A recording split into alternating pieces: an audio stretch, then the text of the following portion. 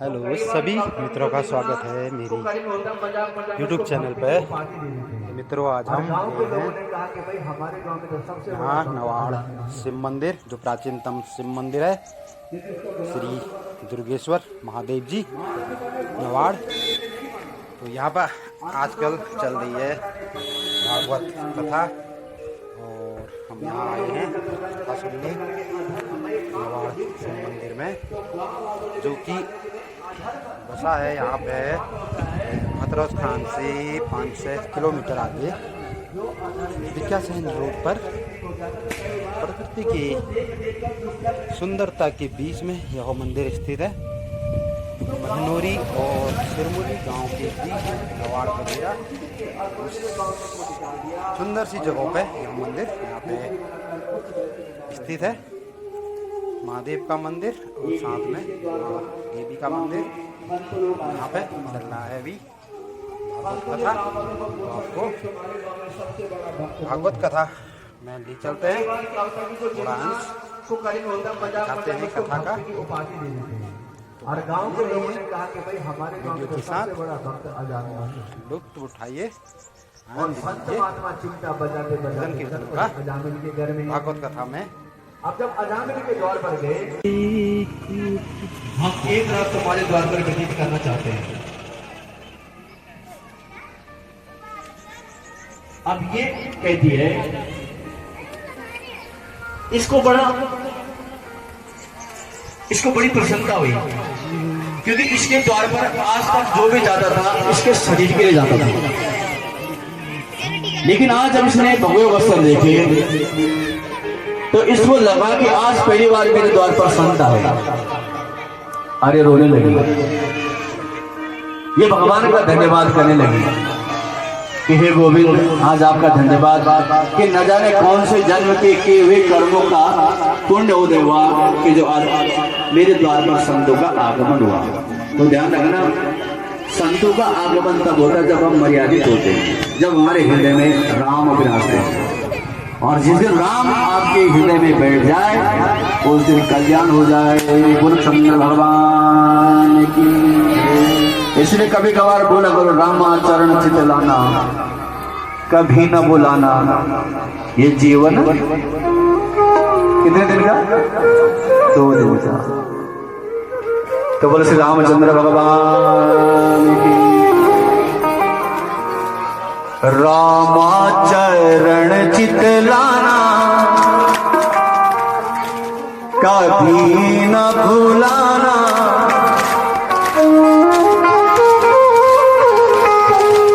ये जीवन 2 दिन का।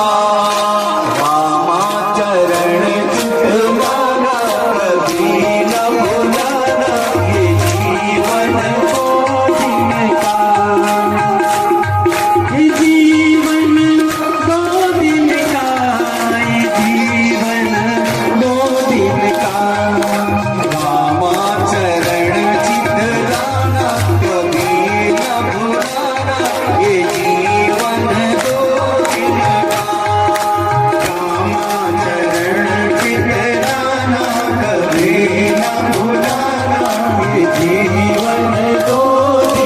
का।